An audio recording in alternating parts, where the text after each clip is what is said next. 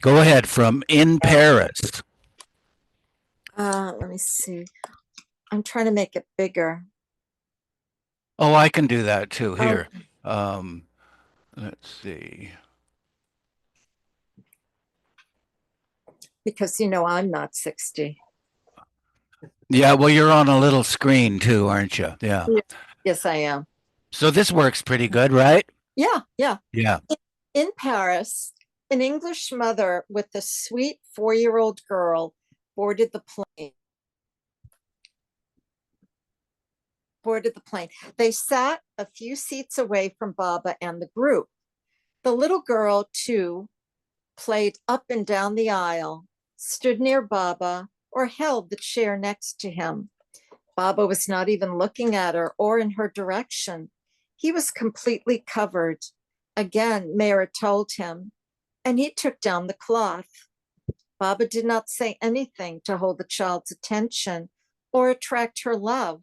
She simply came on her own and gazed at him. She watched Baba, smiled, and he smiled back. At one point, the girl put her hand on Baba's knee. Baba caressed her cheeks. For a minute, she stood in front of Baba. Her mother waited for Baba to say something, but Baba only patted her on the back. Children were naturally drawn by that love, Meru observed, though from our point of view, Baba was not even aware of them. The mother admonished her daughter, "Come now, you must not disturb the gentleman." But the girl was back 10 minutes later, and Baba again patted her on the head. Again, her mother came and took her away. She was mortified and apologized, saying, "I don't know what has happened to my daughter. She has never acted like this before." We smiled because we knew, said Meru. Out of so many on the plane, this little girl was drawn to Baba. A man on the plane also passed Baba's seat while going up and down the aisle and glanced at him, grinning from ear to ear. Baba smiled at him also. At about 3 or 4 in the morning, we got down again in Newfoundland, Mehera related. We didn't know where we were. The ground was covered with snow. Though we were wearing overcoats, we were still freezing. It was terrifically cold. We went into the airport while the plane was cleaned.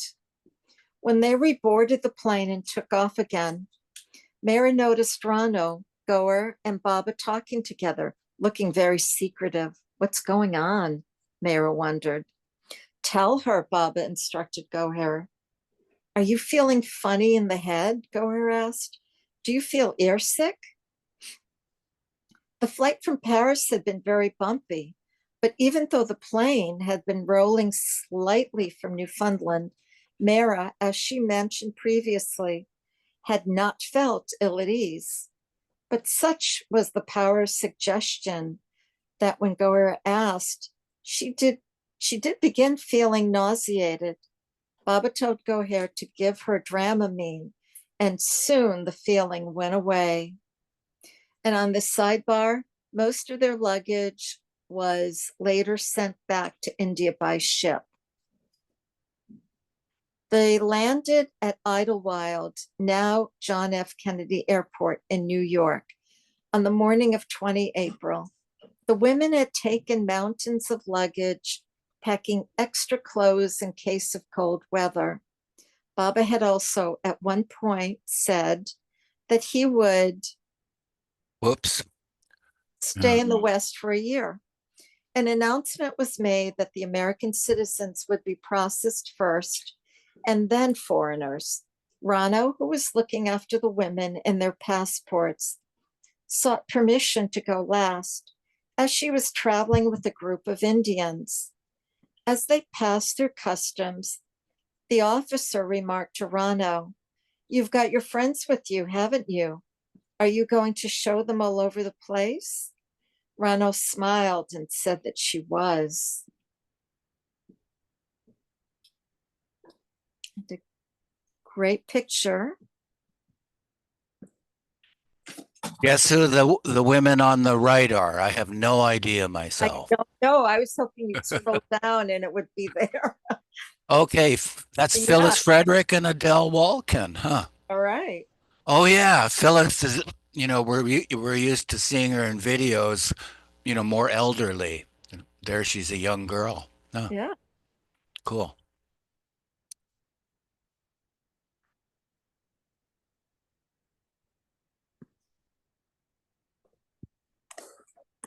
Let's see. We can turn this right side up, I think. Let's see. Yeah.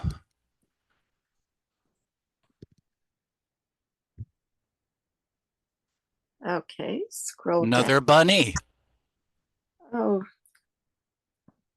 Wow. Monty is so young there. My goodness. hold on. Let me see. Oh, yeah. Oh, she looks like a teenager. She might be. Well, I Yeah. guess she's young 20s probably. They look like teenagers. Yeah. Okay. Scroll down so we can find out who So, oh, the lady on the left is Rita Sparky Lukes. with Meru, Mani, Phyllis, and Mehera.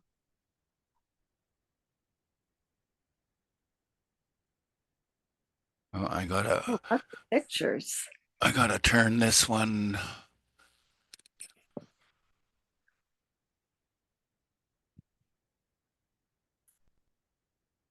Oh, I guess that's one of the cabins. Maybe At the center. yeah. The caption does say reading outside the guest house, Meher Center.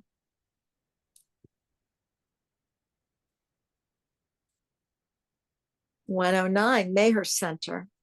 Elizabeth, Margaret, Delia, and Rano were waiting for Mayor Baba and the women at the airport.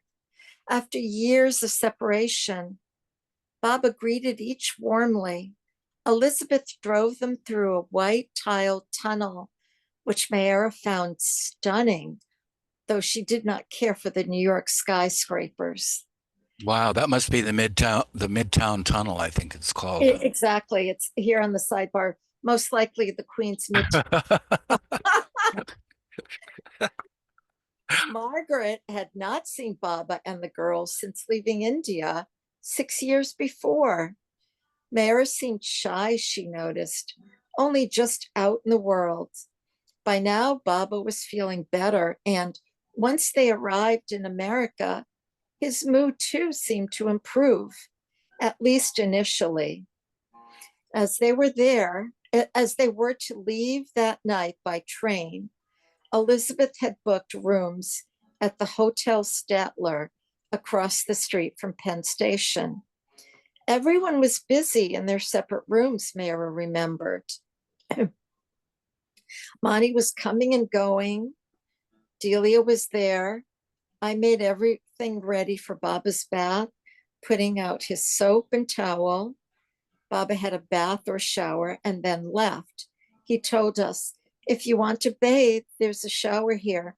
I am going to see Don. When he returned, he said he was feeling cold and wanted to rest. There was a nice bed and bedspreads. He lay down on the bed and pulled the spread over him. I was alone with Baba. The others were in the next room. There was a lovely thick carpet, so I lay down on the floor next to the bed. I was cold too, as I didn't have a blanket. I stayed lying down for very quietly for 15 or 20 minutes, careful not to make a noise, as Baba was resting on the bed. Baba was tired after after nearly 2 full days on the plane. After a little while, Baba got up and went to see what the others were doing next door. Delia and Margaret were talking with the girls. That afternoon, Baba said that they could dine at a fine New York restaurant. They walked out of the hotel looking for somewhere to eat. Since it was a Sunday, almost everything was closed, except for an Indian restaurant They had traveled halfway around the world, their first day in America, and they were stuck with the same Indian food as always. They had been eager to sample some Western delicacies, such as mushrooms, which Mehera always enjoyed. Instead, they ordered curry and rice.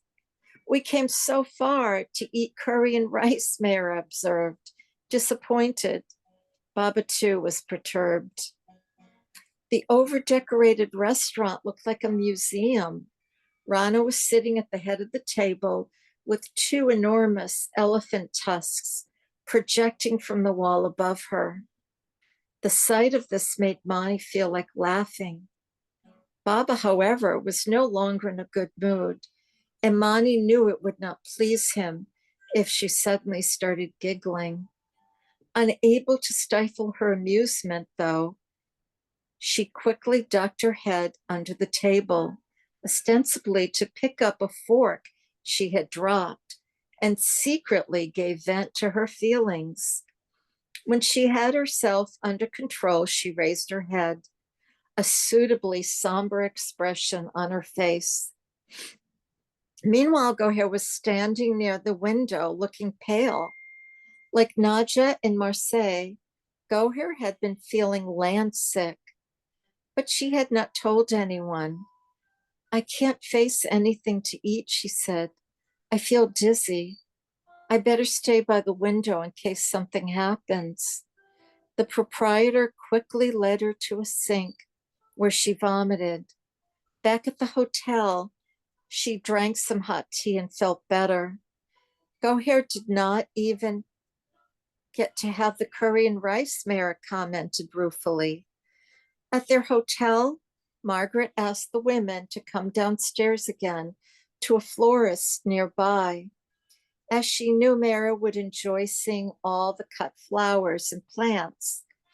Mehera noticed a cute dachshund ceramic vase with a hollow dip in its back. A tiny cactus was growing in it, and Margaret bought it for her. Since Elizabeth was fond of dogs, Mehera gave her the small vase. Mani had taken the plastic cutlery and a toothbrush from the plane and showed them to Mehera. How did you manage to get them? Mehera asked. It was easy, Mani replied. I didn't have the nerve to do that, Mehera said, but they came in useful later. We used the plastic spoon for pickle since it isn't affected by sour things like metal ones are. And So, read the sidebar before you go get too yes, far. Yeah. later the dachshund vase was kept in the window of Yupan Dunes, Elizabeth's family home near the center, where Baba and the women recuperated after the accident. Other than this one item, Mehera did not remember buying any souvenirs or anything else while they were in America. On the subject of silverware and food, Mani often mentioned how hungry they felt at Cannes because they were not used to eating with a knife and fork. The same thing happened when they went to America. The women, therefore, were relieved once they reached Myrtle Beach and did not have to dine in public. They could eat alone in private and use their hands if they wished. That night, before leaving New York, Elizabeth took Baba and the women to Rockefeller Center. They rode the elevator up to the observation deck. Later, they would also go to the top of the Empire State Building. And sidebar, the Empire State Building was the tallest building in the world at the time, and the first with more than 100 floors. It is probably the highest above ground that the Avatar ever went in a building. We liked the elevator ride, said Mehera. It was so gentle, you didn't even feel you were going up. At the top, there was a lovely view all around. The lights of the city were on. It was after sunset and very pretty. When we came down, there was dancing going on at Madison Square Garden. Elizabeth drove them around the city, past the roller skating rink at Rockefeller Center, down Park Avenue to Central Park. At 10 p.m., they went to the train station. Elizabeth had booked and purchased their tickets, and she handled the luggage. Phyllis Frederick and Adele Wolkin, two local Baba lovers, could not resist the temptation to have a glimpse of their beloved and went to the station, though Baba had indicated no one should come. There, they hid behind some pillars and hoped to see Baba unobserved from a distance. Baba, of course, spotted them, but they were not called to meet him or the women, and Phyllis felt guilty that they had disobeyed Baba by coming in the first place. Soon Baba and the women boarded the train. Their group was larger now as Elizabeth, Margaret, Delia, and Rano, excuse me, were traveling with them to South Carolina. Each compartment had 4 berths, 2 up and 2 down. Before they could get comfortable, a tall black porter came to make up their beds. Please stand aside, Goher told him, which he did. Mehera left the compartment so there would be no possibility of the porter accidentally touching her. Quickly and efficiently, he made up the beds with crisp white sheets. Mehera was impressed. He was so quick and well trained. The bed sheets were as tight as drums. The fortunate porter departed, tipping his hat with a "Good night, madam." All got comfortable. Before sleeping, they visited Baba in his compartment, where Margaret and Rano were riding with him. Next morning, 21 April 1952, they washed and went to the dining car for breakfast. It was very lovely to look out and see the fields and cottages, Mehera recalled. I like to see nature very much, to see the American fields. Their waiter brought glasses of water with ice floating in it. Ice water in the morning? How strange, they thought. In India, a glass of warm water every morning is considered beneficial. They ordered tea, but were further surprised as what came. Not the Indian variety made with milk, but a cup of hot water with a little bag in it. It was awful, said Mehera. By the time it had any color in it, it was warm, and I never liked my tea lukewarm, but we had to swallow it. I don't think we ever got a good cup of tea in America. Breakfast was better. They arrived in Florence that morning. Elizabeth, who had arranged for a car to meet them, drove Baba and the women to Myrtle Beach, which was reached at 3 p.m. A second car followed with the others. The first thing Mehera noticed as they came onto Meher Center were the sparrows, which in India were plentiful and often a nuisance, since they fly into the house and spoil the walls to make their nests. Mehera had not seen any in New York. There are sparrows here too, she declared, hardly believing it. I thought they were only in India. Elizabeth took them to the guest house, a secluded cottage facing Long Lake, surrounded by a 10-foot high wooden fence. Mehera occupied the small private bedroom that overlooks the lake.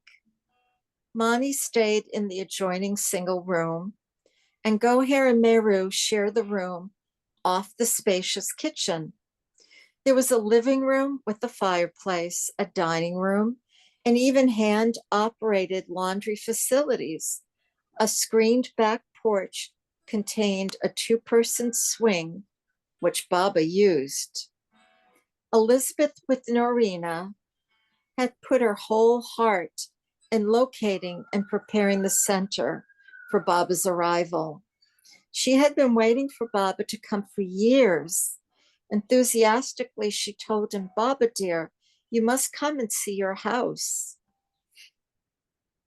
After the women unpacked a few things, they were taken to Baba's house, where Norina, who had been ill with heart trouble, was resting on a couch on the back porch.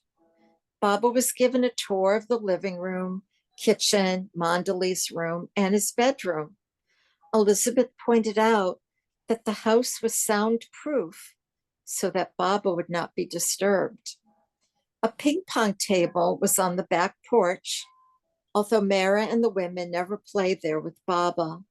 In fact, they only visited Baba's house once or twice more during their stay.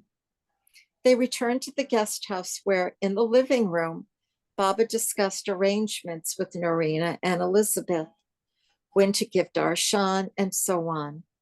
The center is lovely, Baba remarked to the women. Don't you like it?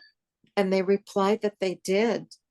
The next day, they were taken to the barn and the beach. Baba took off his sandals and dipped his feet in the Atlantic Ocean. Baba stayed at the Mehera Spiritual Center for a month. He rose early each morning at 5 a.m. and was driven to the lantern cabin. He walked with one of the mandali to the guest house, where he washed his face and shaved. Mehera waited on him, handing him the soap and safety razor. Baba took a bath at their cottage also. The bathroom off the dining room was small, so the bathroom door was kept ajar, but the dining room door was closed while Baba was bathing. Afterwards, Baba had breakfast with the women, and Norina and Elizabeth arrived to discuss business with him. Baba left and returned by 10 or 11, eating lunch and having tea there, and then resting in the afternoon on Mehera's bed. Baba wanted absolute silence while he rested, so Meru and Goher went outside to shoo away the birds. Adi Sr., Merji, and Nailu took turns doing night watch at Baba's house. Other nights, they were accommodated in cabins on the center. Sarosh and Merji in the cabin on the hill, and Gustaji, Nalu, Adi, and Don elsewhere.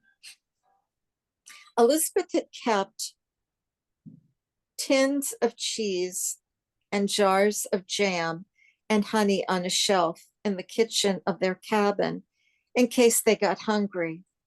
They never touched these provisions, though they appreciated Elizabeth's loving care and anticipation of their wants.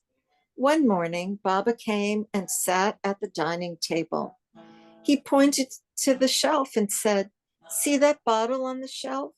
Bring it here. It was a bottle of prune juice. Someone opened it, and Baba told each to bring a glass. He filled their glasses with a little and filled one for himself.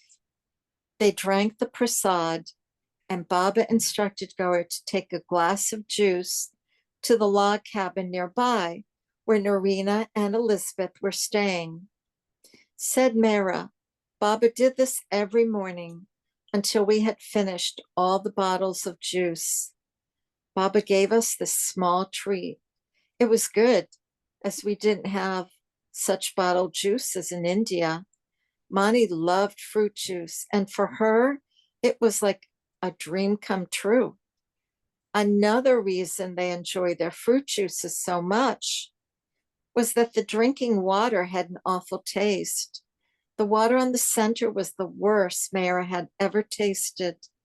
Mehera asked Elizabeth why it was so bitter, and she explained it was because of the high sulfur or oil content. Margaret suggested they put a spoonful of cider vinegar in it. Their food, too, left a lot to be desired. Every day it was the same fare, insipid boiled vegetables with sauce. Okay, new reader, Eugene. It had rained. Thanks, Steve. It had rained at the center and was chilly, Mara recalled. We were feeling hungry, but the Western style vegetarian food with sauce was not our type. We liked something more spicy. Kitty cooked rice and dal for Baba. One morning, Kitty announced chirpily, "We're having something very good today. Black-eyed peas. You'll like them." The women looked forward to it, something new. But when lunch was served, they discovered that black-eyed peas was just another name for an ordinary lentil, quite common in India. Mira and Mani were disappointed, but had a good laugh. It was well cooked, so we enjoyed it.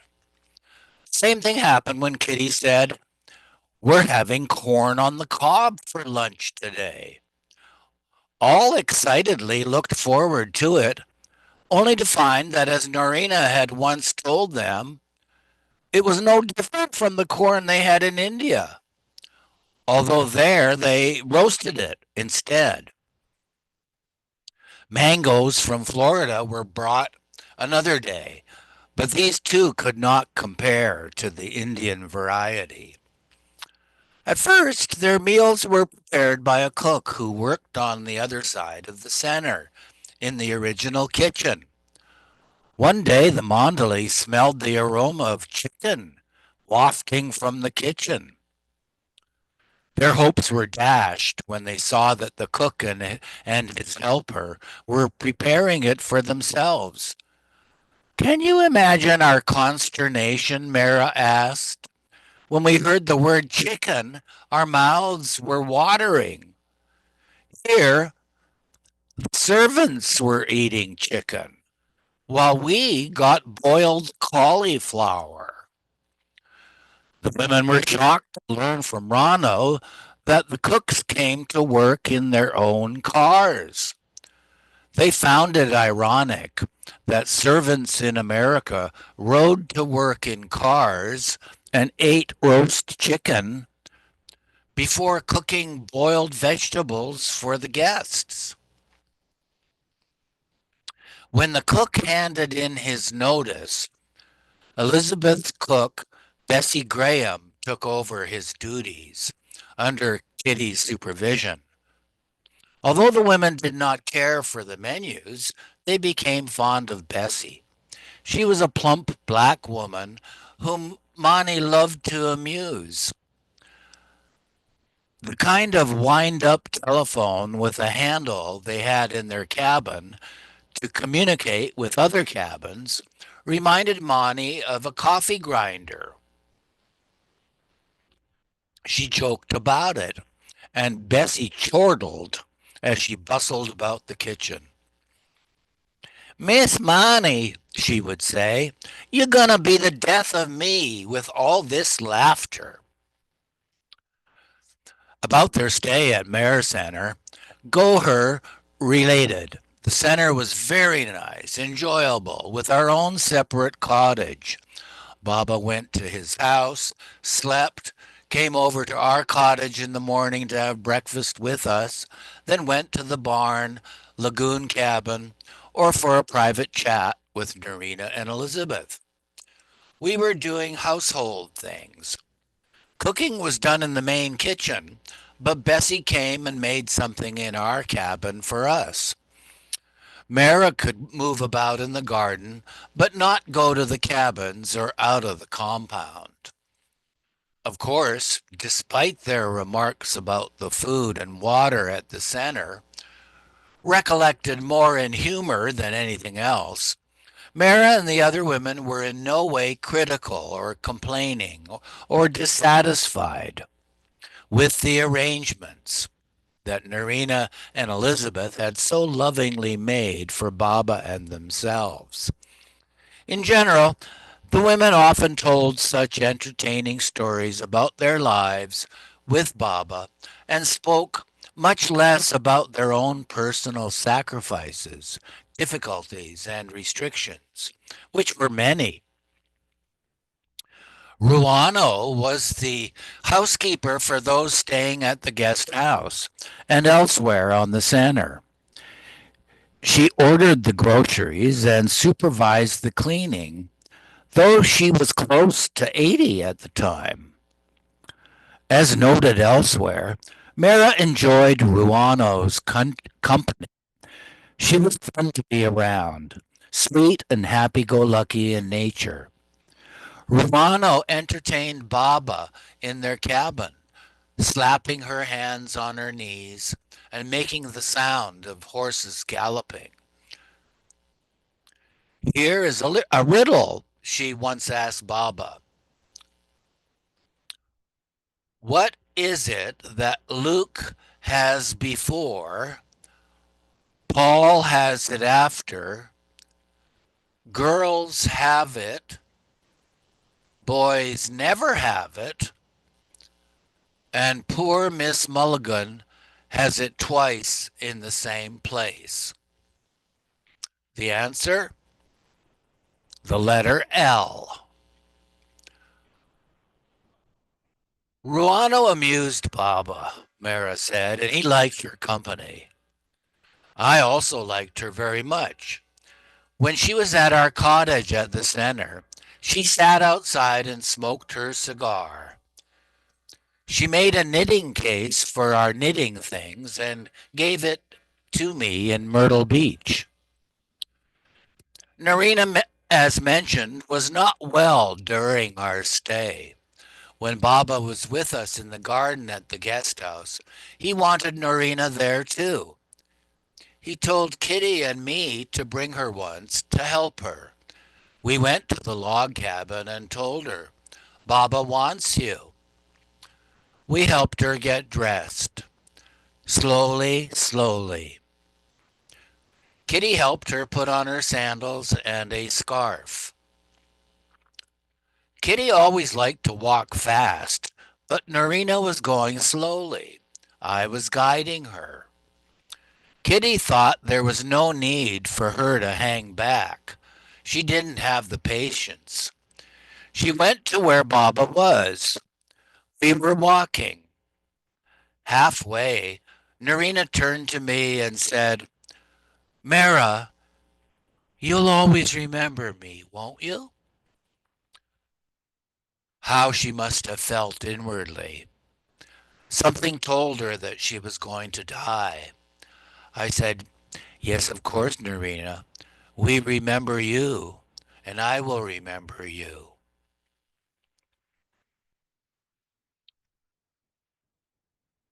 Narina's heart condition added to her anxiety.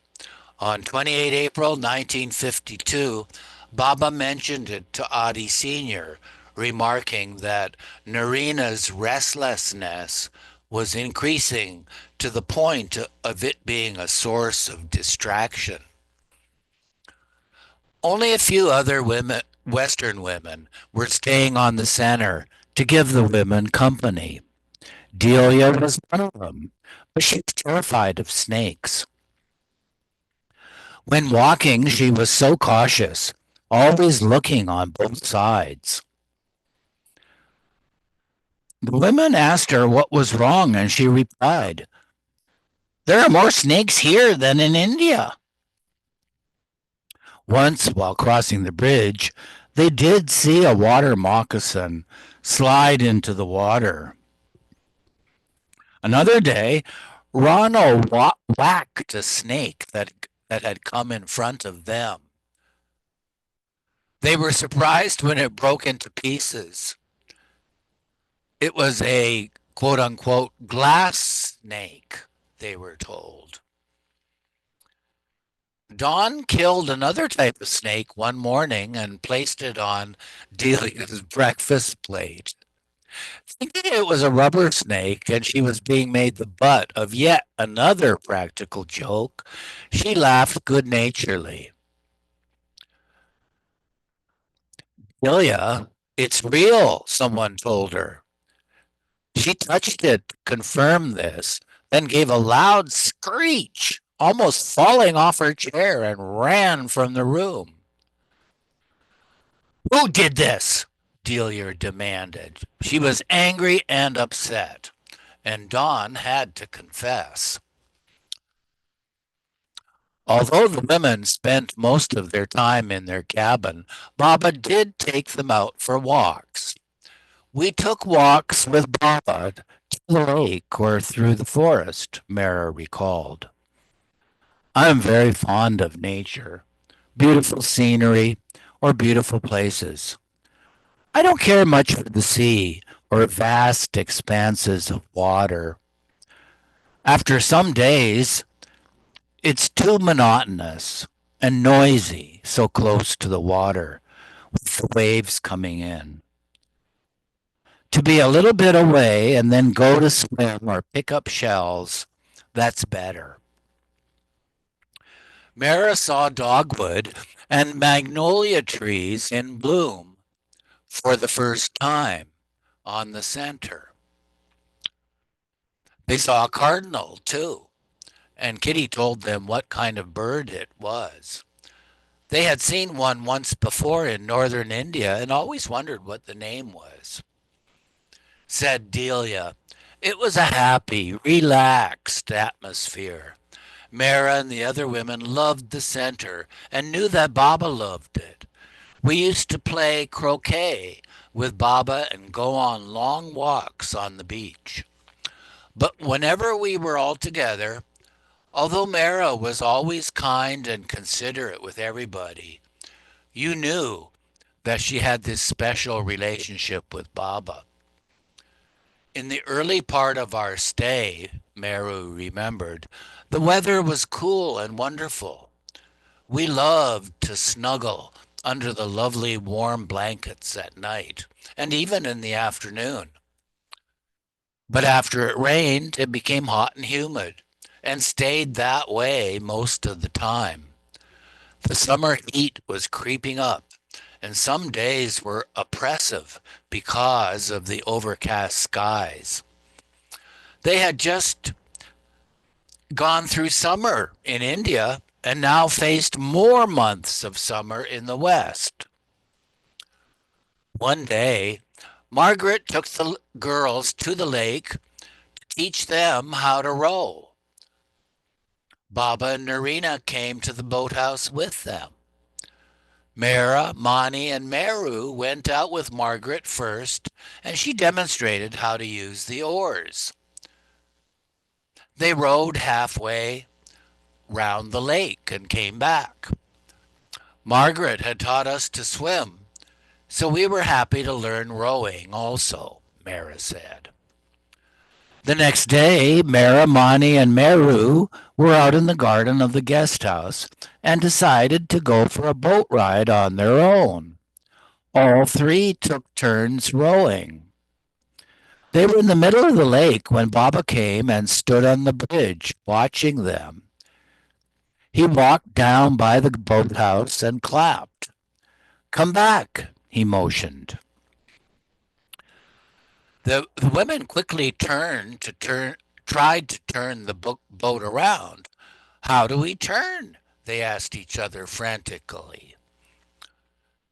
Margaret didn't teach us that. Somehow they managed to return. Why are you alone in the water? Baba asked. You don't know how to row properly. When you go out, you must have someone with you who knows more.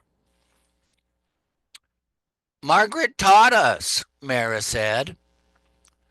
Come out of the boat quickly. Baba stood on the bank with Kitty and Elizabeth. Mani jumped out. Mara tried to get out, but landed with both feet in the water. Her legs got wet. Go and change at once, Baba told her. Hurry up. Margaret remembered this incident slightly differently. The girls wanted to learn to row. Since I knew how to sail and to row, I had to teach them, with Baba standing on the shore to make sure Mara didn't drown. Then they wanted to go out alone without me. I looked at Baba and he said, all right. Mara knew how to swim anyway. They went out in the small rowboat and got stuck in the reeds. And there's an asterisk there, or a footnote. Whoops.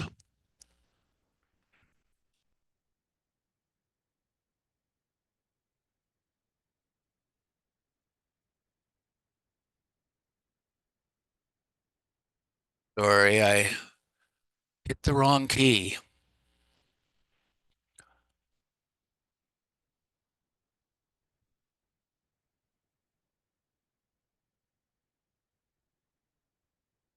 Still looking for the right place.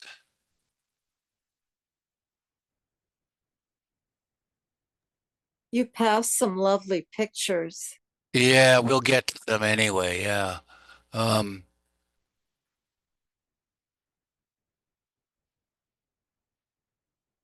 okay, so that note referred to this. Meru said that Margaret was mistaken. There were no reeds.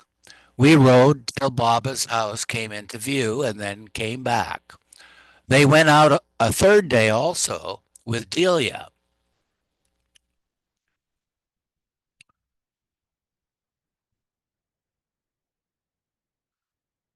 Oh. They couldn't steer it. Baba never went with them. Myrtle Beach, like Cannes, was a summer resort town with private cottages and a few hotels along the beach. On the evening of 3 May, Baba took the women for a drive to see the town and along Ocean Boulevard, where they saw the Myrtle Beach Pavilion amusement park. We were seated in the car and didn't get down, Mara said, although donuts and ice cream cones were bought for all. Baba didn't suggest it, so we didn't ask. We just looked from afar and admired the people, though we would have liked to get down and go on some rides. We watched the tiny railroad cars go round a track. When the lights came on, we left for home. Margaret had the idea to show us a drive-in movie also. She told Baba, and one night we went with Baba. Elizabeth drove us. We saw the cartoon, got an idea what it was like, and left shortly afterwards, much before the end of the feature film. In general, the women did not go out much, however. He explained. The women were tied up all the time in the guest house. They did go to tea at Tony Ruthbert's, a friend of Narina's. And there's a note there too. A- Antony Tony von Horn Ruthbert, 53, a German immigrant who had made a name for herself in New York as a fashion photographer, lived at 167 Palmetto Lane in Briarcliff near the center. Her unusual house was built on the banks of an artificial lake.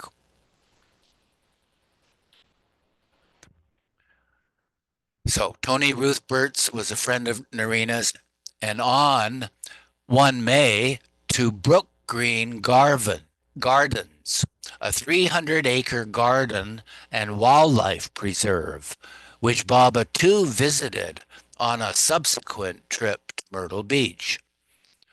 But that was it. Mara wondered why they couldn't see this or that at the center.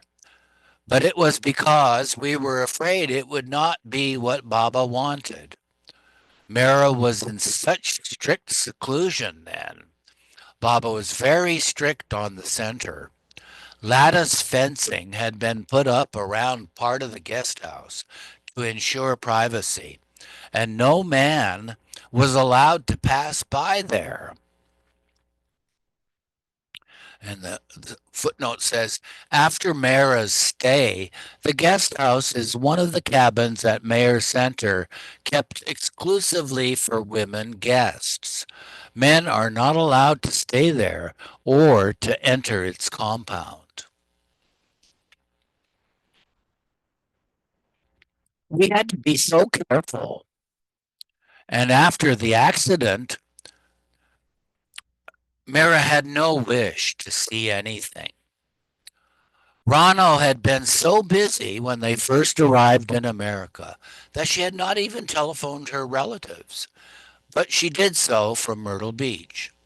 Her brother Clifford had been upset when Nani died in Bangalore 13 years earlier, thinking that if Nani had been in the West, something could have been done to save her.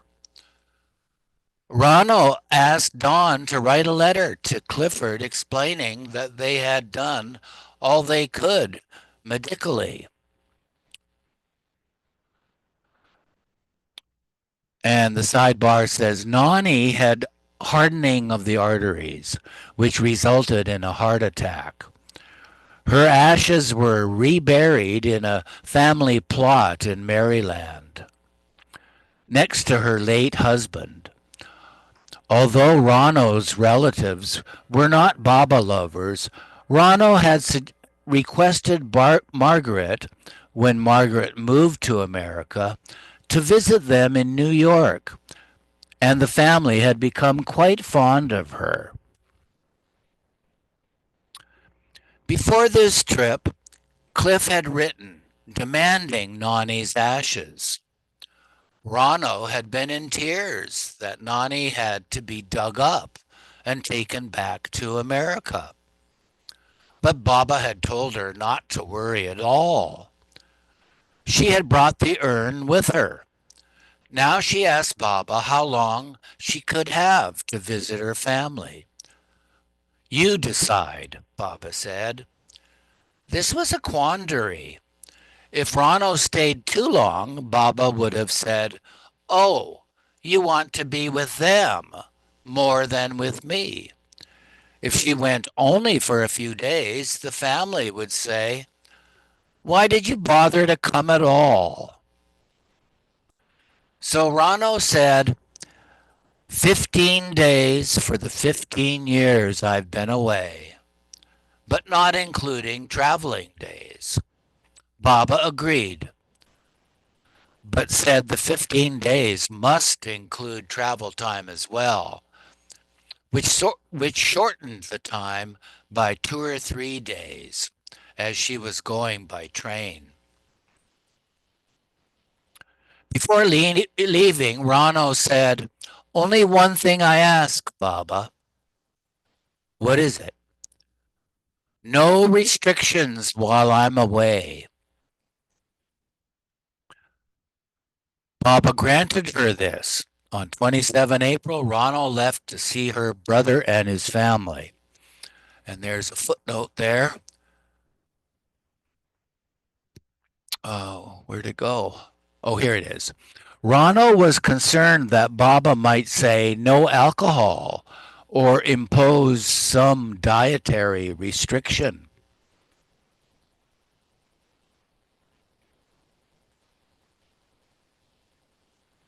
From 9 May, Baba allowed some of his American lovers to meet him on the center.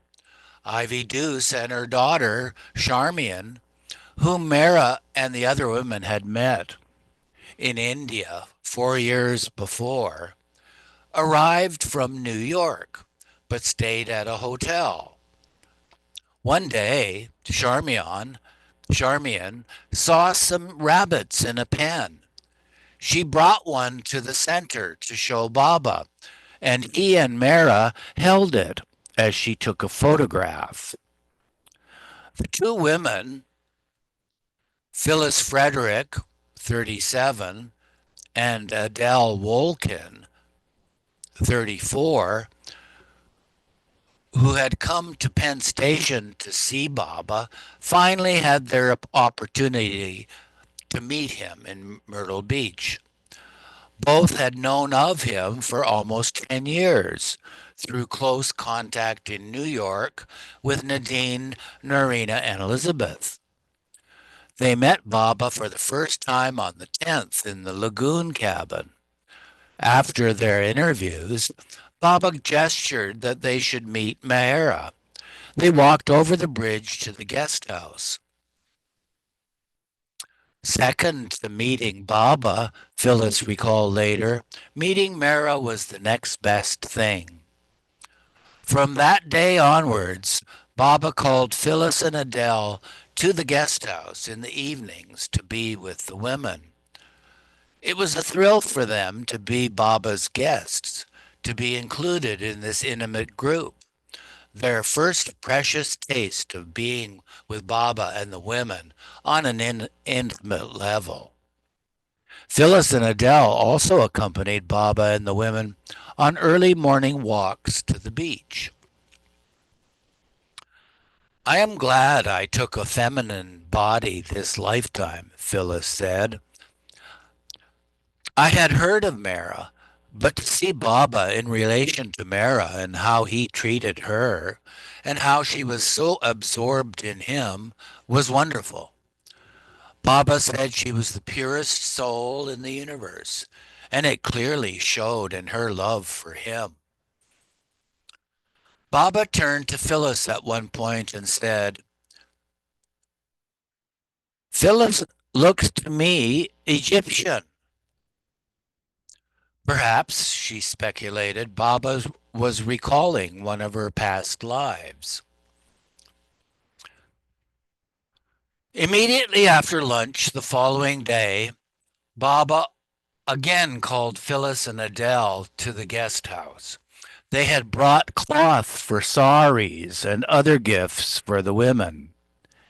Phyllis had made Baba a white fake fur jacket. The lining was Krishna blue, as Phyllis described it. Baba was so sweet when he accepted it, she remembered. He got up and put it on. Baba, it's reversible, I said. Baba turned it inside out and put it on again. I had bought some sandals for Baba also. Cunningly, Phyllis was trying to get around the injunction issued during the new life against touching Baba's feet. Sandals were just the right size. Baba allowed me to put them on him. The sandals, sorry, his feet were like alabaster, the most beautiful feet in the world. I'll read a side note here. It may refer to something later. But Adele had brought several pens, and Baba chose one from them. A few years later, he used this pen to sign copies of God Speaks. Baba wore another jacket that Phyllis had brought, though it was not meant for him. Delia had not brought proper clothes, as London was drizzling and cold this time of year, while Myrtle Beach was hot and humid. When Delia arrived at the center, she wrote Phyllis a desperate letter to bring some summer clothing. Phyllis brought a seersucker jacket, which Baba noticed. He opened the package and put on the coat. He loved it. It was just the right size, and he wore it for a couple of days before giving it to Delia. Adele had made a handkerchief for Baba. When she gave it to him, he stuffed it in the pocket of his jacket. Phyllis felt like he was tucking Adele in there. Adele also gave Baba a fountain pen and a hairbrush.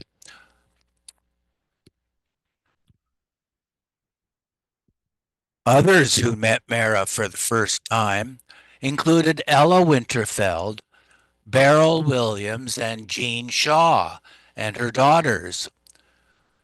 If Baba was giving darshan, Goher said, he sent a few women whom he wanted Mehera to see. Since Rano had left, Kitty escorted the visitors to the guest house. Jean sang in the garden for Mehera. It was the first time Mehera had heard this inspirational gospel song, and it became one of her favorites. In the Garden by C. Austin Miles, 1912. Mehera found the words of the chorus especially touching. And he walks with me, and he talks with me, and he tells me I am his own. And the joy we share as we tarry there, none other has ever known.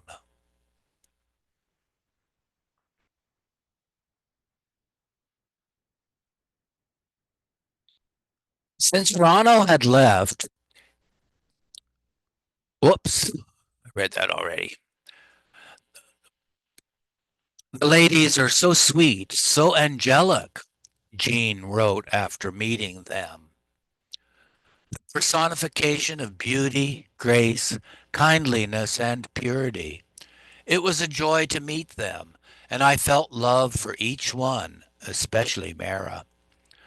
Mehera was dressed in a green sari. She's like a Madonna, such serenity and loveliness in her eyes and manner.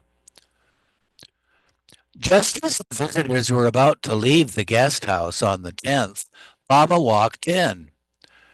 Everyone remained standing until Baba sat down. Then he motioned for them to be seated. He dictated a few things on the board, Mani interpreting, before the guests departed. Jean took a few photos of the group in the courtyard, and the sidebar says, when Charmian lined up some of the women to take a photograph, Mani recalled, we stood for ages while she fiddled with all sorts of gadgets. By the time the final click came, my smile was like it had been in the deep freeze all week. But the pictures came out well. Once, when Baba called the women visitors to the guest house, Mehera showed them pins made out of Baba's hair and nails. On a table was a small pile of jewelry, necklaces, bangles, and so on. Mehera and the others had brought them for gifts. Baba told the visitors to choose which one they wanted. Phyllis picked a silver wire pin with Baba's picture on it. Phyllis was also given a sari and Adele a Punjabi outfit. Baba held it for a moment and then handed it to her. Mehera had brought an album of snapshots and also recent photos from India. One photo she had given to Elizabeth and another to Narina. The rest she distributed. Tony Ruthbert first met Baba on 11 May, along with Consuelo Cedes, in whose apartment Baba and the women had stayed while visiting Paris in 1937. After meeting Baba, Tony and Consuelo were taken to the guest house to meet Mehera and the other women. Baba told Tony, you feel happy here in Myrtle Beach now, and I do too. This place, the center, was ages ago where I moved about, stayed, and visited.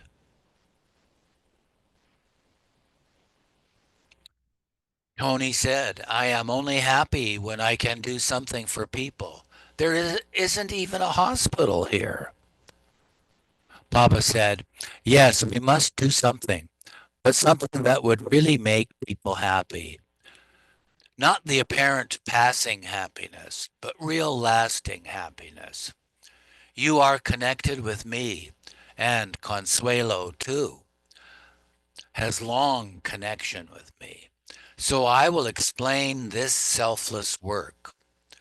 Life is one long, endless chain of existence, and real happiness is only in loving God and being united with Him to gain everlasting happiness and peace.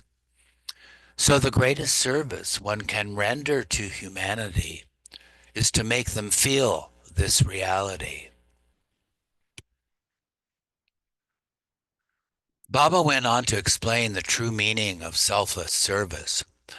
On 16 May, in a third conversation with Tony Ruthbert, Baba remarked, I see that you are a genuine lover of God.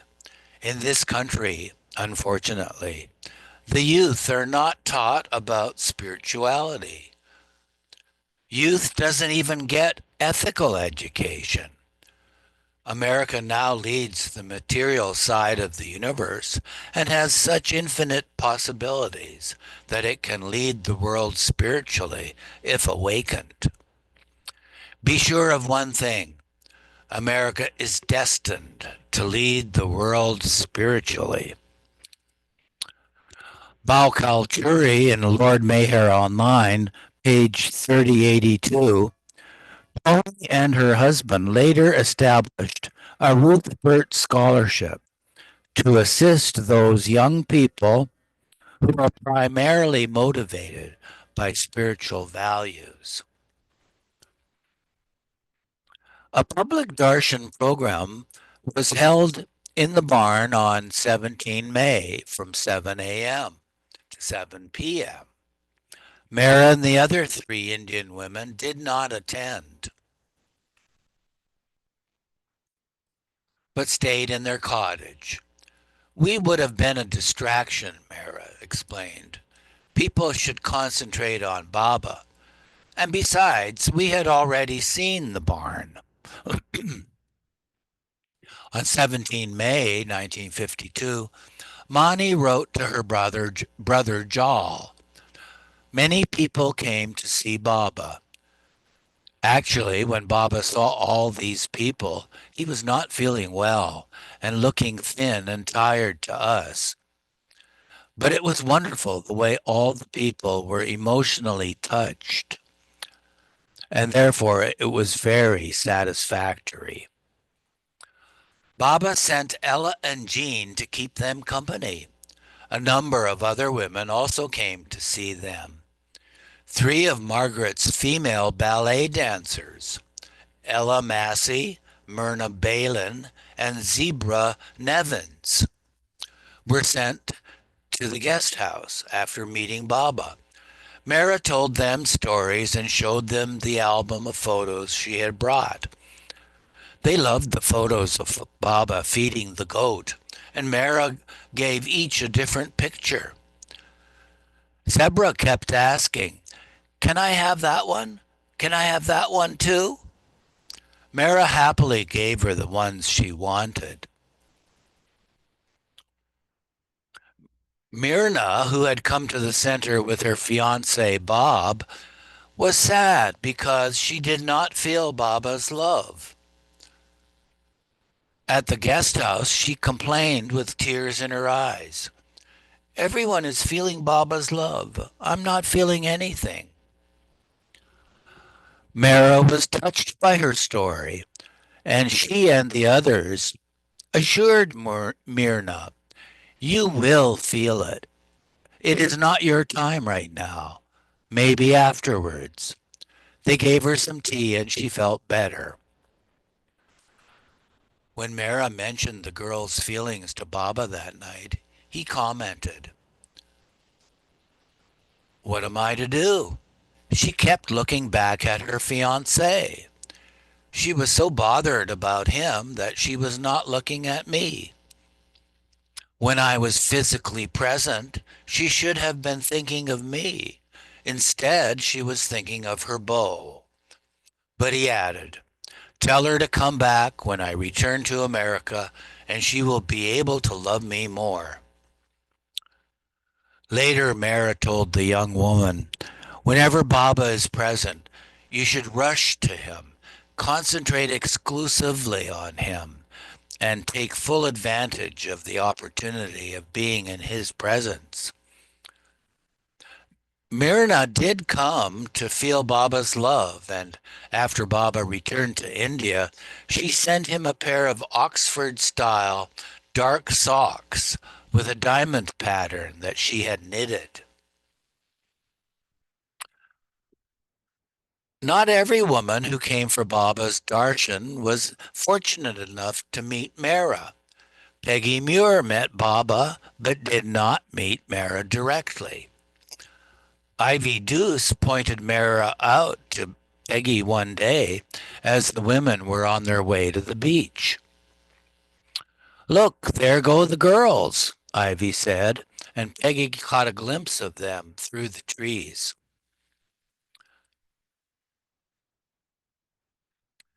Sidebar says Tex Hightower, another of Margaret's dancers,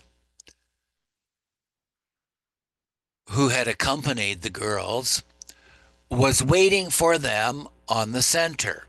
Although Tex did not meet Mara then, he too received a photograph from her hand and a cloth napkin that Baba had used.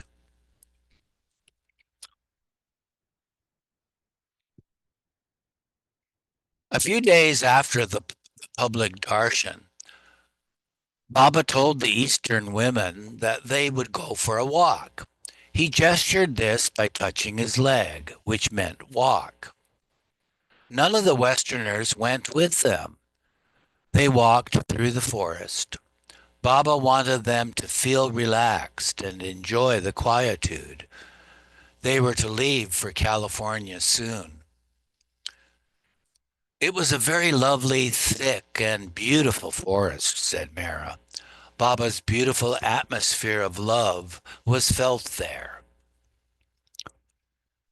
Baba's gesture of touching his leg held an added significance that day, Mara felt as she reflected on it later. It would be one of the last times he ever walked so freely.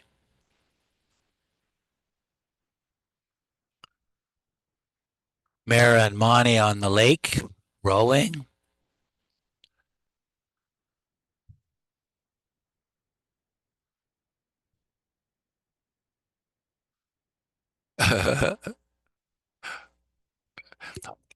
Baba with a hat and a kind of backwards veil covering the back of his head and shoulders at the beach with Rano, Mani, Mara, Narina,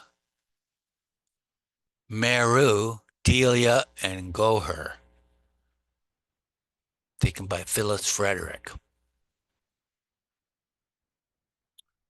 Ooh, pretty picture of Baba and Mara with Bunny.